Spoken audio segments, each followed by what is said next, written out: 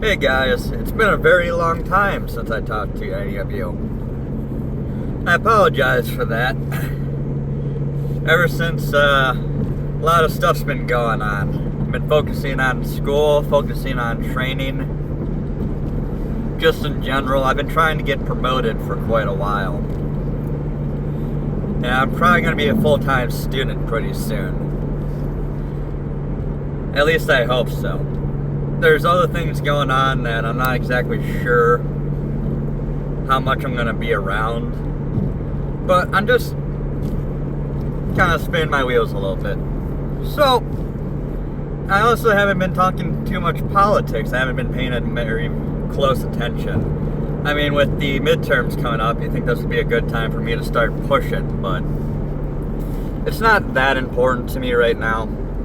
So I've been focusing on my entertainment videos. And recently I've been watching a lot of Half-Life and Portal and stuff about Valve. But something that is tangentially related to that I have talked about before is machinima. Now if you don't know what a machinima is, it's basically kind of like a Let's Play through a video game, but it's not quite the same thing. Machinima is usually like, I wouldn't say it's SFM, source filmmaker stuff, but sometimes it's like kind of animation stuff. But what it usually is that you play through a game like Half-Life through a Source, which is Source is the engine that Half-Life uses. Like the original Half-Life was Gold Source, and Half-Life 2, I think it's just called the Source engine. And then there's the Source 2 engine. And people would use Source Filmmaker or a demo reel to play back video of them playing through a game, and then they would dub over it. Usually make some kind of silly little animation. So, for example, one of the most famous machinimas of all time is Red vs. Blue. Is that what it is? Or yeah. Where guys acted out the parts of the Spartans in multiplayer Halo. Halo 3, I think, specifically. And they made like a whole little storyline of like, why are we fighting each other? And they played it off instead of as like a training exercise or just, you know, a fun little deathmatch game. They played it off kind of like the story of Team Fortress, where both sides are fighting and they don't exactly know why they're fighting, but they've been hired to do a job, so they're just doing their mercenary thing. And no one knows why the war is going on. But one of the most famous machinimas, besides for Red vs. Blue, is Freeman's Mind. And there was a website / YouTube channel called machinima.com, which back in the day, people who played video games did Let's Plays, or they did machinima or Source Filmmaker animations. They couldn't get paid by YouTube to do that stuff because it was a very sketchy legal gray area. Because yes, you're making your own content, you're adding your own spin to it. You may even fall under the preview of parody, but you were using a video game, a copyrighted thing, to make your animation or your story or whatever. So just to avoid being sued, YouTube wouldn't partner with anyone who did Let's Plays or machinima or video game animations, where they would use. And back then you couldn't really use like 3D tracking like you could nowadays. Or even like a regular Joe can buy like a glove that animates their hands. Looking at like Russian Badger right now. So Machinima.com was founded, and I'm not sure by who. I think it was like a team of people. And this is just a general overview of what I know about Machinima.com, and hopefully eventually I'll watch a bunch of videos on it, get like the whole skivvy, and then do a breakdown on what exactly happened with Machinima. But Machinima.com would pay people.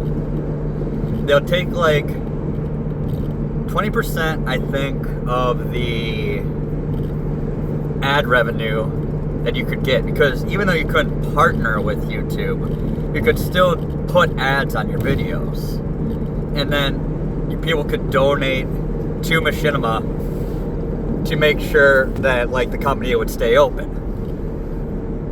Well, one of the most famous Machinima makers of all time was a man by the name of Ross Scott, who still exists on the internet to this very day. He has his own YouTube channel now called Accursed Farms, and he has about 250,000 subscribers. Now,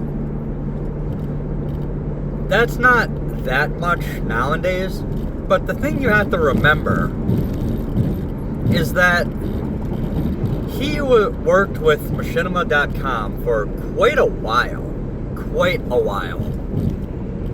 And he ended up eventually wanting to break up and do his own thing. And there's a whole odyssey that happened. He was like one of the first major Machinima creators to want to part ways with Machinima.com. And the reason why he doesn't have as many subscribers as he should is because when he was at the peak of his popularity, after having over 46 episodes of Freeman's Mind, and there were a few episodes of his secondary series, Civil Protection, which he preferred. He really preferred doing Civil Protection because it was more work, more custom animations, his own custom story, where he followed Civil Protection of Half-Life 2 fame.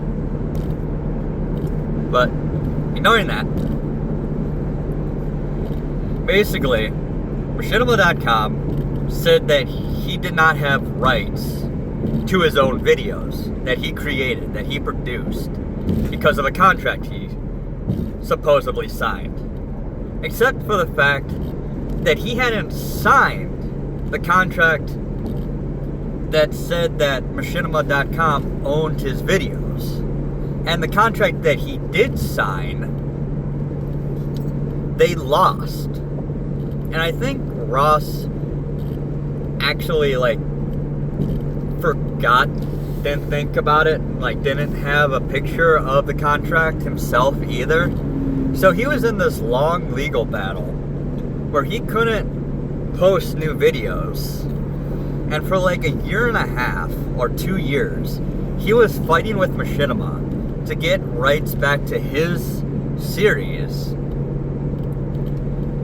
so he could continue to entertain the masses by making his videos. And he was eventually able to do it. And he started up the series again on his own channel. Now, he started making new episodes before the old series was actually finished.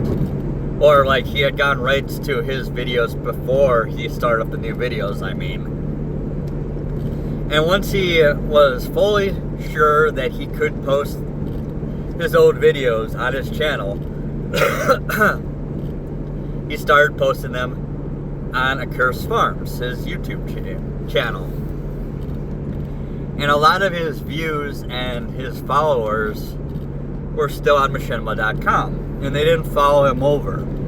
That's why when Ross Scott started doing the Stop Killing Games campaign,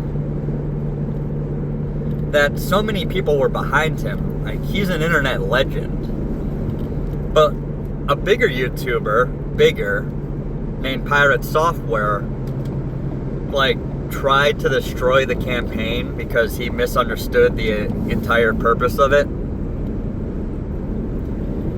Why, like, Pirate Software lost so much popularity and subscribers and support for going against Ross because people saw what his true personality was like.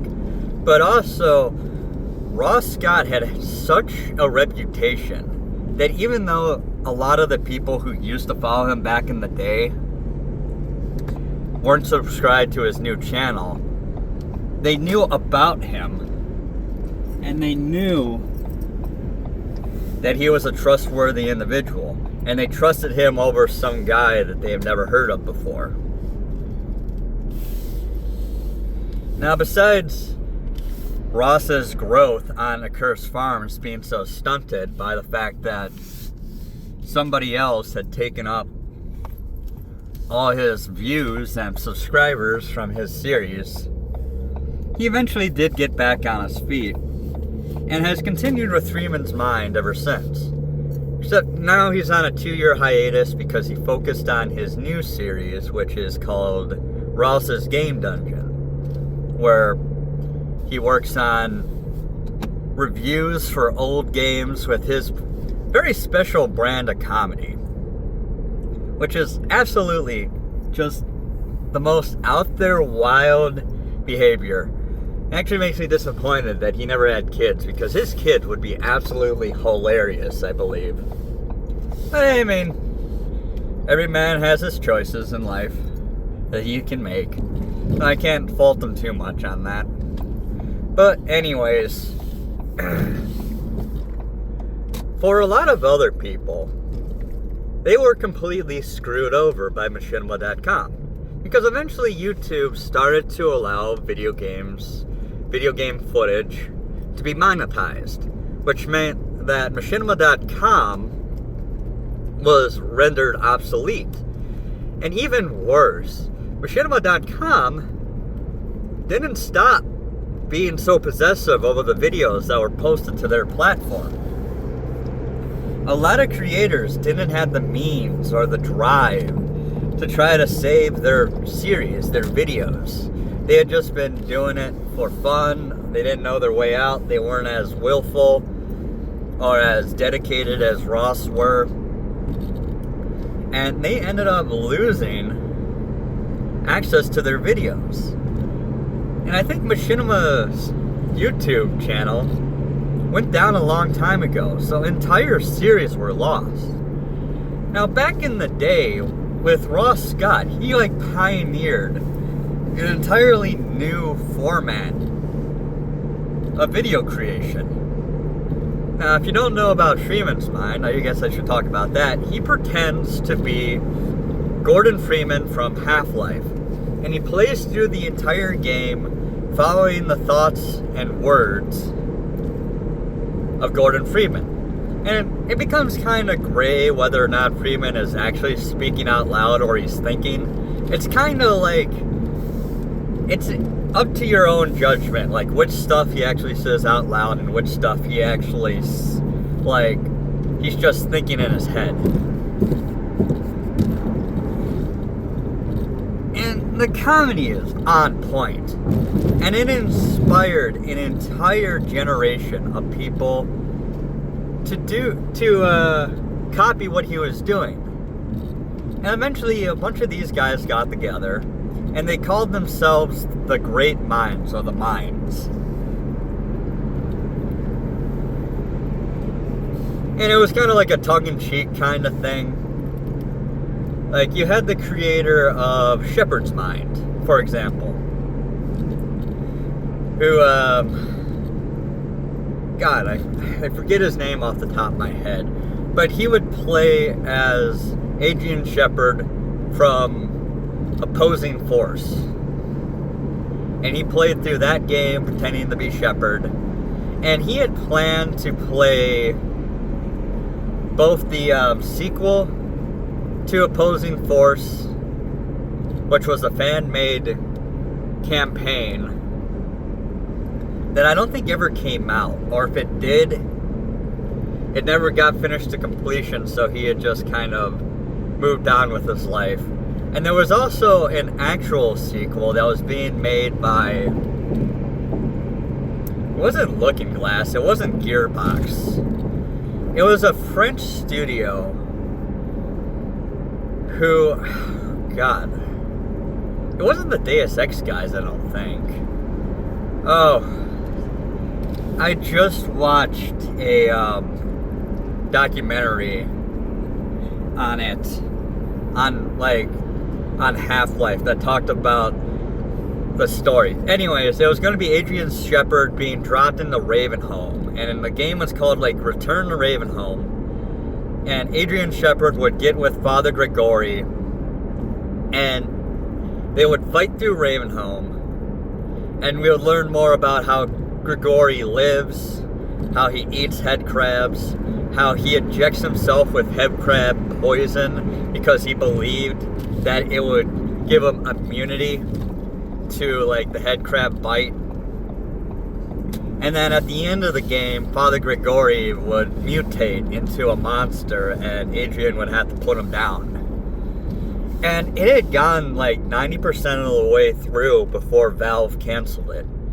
Which, to this very day, the developers of the game are still highly disappointed on it. They so desperately, a lot of them from the French branch of the studio, like really took it personally, and they really want to still release the game to this very day. And maybe someday it'll be leaked. They have complained about it for a good long while now. But anyways, other people who did their own Mind series include the creators of Barney's Mind. And I mentioned him before. Again, can't remember this guy's name, but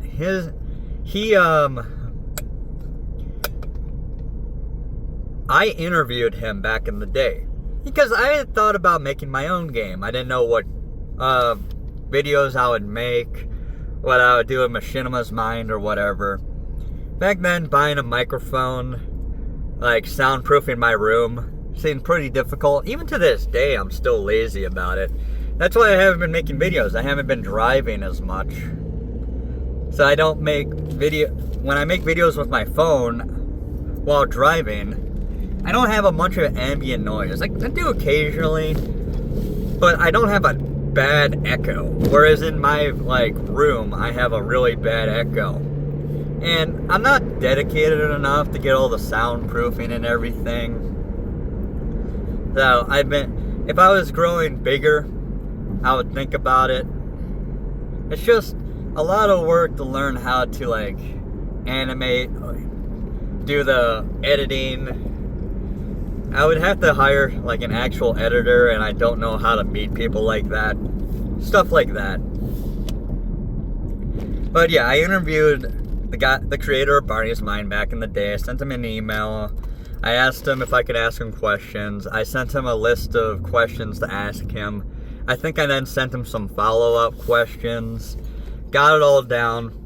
What I should do is I should get him on sometime, do a live stream, and then talk to him, ask him about what happened to the mines and whether or not, what happened. Shepard's Mind and Barney's Mind, I don't think ever worked with Machinima.com. By definition, their series are a machinima, but Machinima.com was named after the type of video it was. People don't really call them machinimas anymore. That term has kind of been lost to history or been usually used to refer to Machinima.com. Anyways, the creator of Barney's Mind is actually a structural engineer, and he married the woman who did Shell's Mind, which good for them. Shell's Mind, again, another Machinima series, part of the Great Minds. She did a few episodes where she pretended to be Shell from Portal. And it was really funny, apparently. I think I watched it. She only did like 6 episodes, I think, and people really wanted her to do more of them, but she just wasn't as dedicated as everybody else. I don't know if she wanted the fame or whatever. But yeah, she never got very far with her series. But she ended up finding her husband, so good for her. There were also other people, is what I was trying to say. There was Parker's Mind, which, I forget the guy's actual name, the character's name, but it was Parker from what is it? It's not Red Dead, Red Faction, I think it is, Red Faction 2. Basically a game where people go to Mars, and the whole thing about it is that like some mega corporation owns the facility on Mars, and you are a prisoner or like a worker, something like that. Somebody who's forced to work in the mines, basically. And the workers revolt, and they fight through the facility to try to earn their freedom. And the huge selling point of the Red Faction series was destructible environments where everything would be destroyed. Like, you couldn't make progress through the game unless you knocked down this pillar and knocking it over to destroy this building to knock a hole into it so that you can climb up the pipe to get to where you need to go. And then there was also Felix's Mind, where it was more of a Mass Effect serious kind of vibe. A lot of these series are about comedy, but the guy who did Felix's Mind, he was going for more of a Mass Effect, a serious tone, where he pretended to be the twin brother Gordon Freeman, who never was as popular, never was as successful, never got a doctorate, just a normal dude who was given a like basic job working at Black Mesa, and through the connections of his brother, and he was rescued by the G-Man because he looked close enough to Gordon, because twin brothers, that if G-Man didn't want to waste Gordon on a job that he didn't think was important, he would bring in his brother Felix, and he would send Felix through it to like soften up the target, basically. And again, it was more about like Felix's like his insecurities, his growth, more of him building up a character, a more serious series. When Machinima.com went down, I think Felix's Mind was actually part of Machinima.com, because it is almost lost media now. I never watched it back in the day, and I was just thinking about it, and I looked it up, and somebody had actually uploaded the entire series to YouTube in a continuous 3.5 hour video that only has 50 views. And it's not even that, like, amateurish either. Like, it's got actual good voice acting with good audio quality, despite being over a dozen years old now. And it's an interesting series. I'm starting to watch it right now, going through it. And a lot of people, their videos are just gone forever. Their series destroyed, never to be watched by anybody ever again, because a lot of videos were not uploaded to, like, the Wayback Machine. I'm not sure if the Wayback Machine even existed back then, but people didn't think that a company like Machinima.com would be one so absolutely brutal and like corrupt. They were supposed to be a channel for the people, by the people, you know, of the people.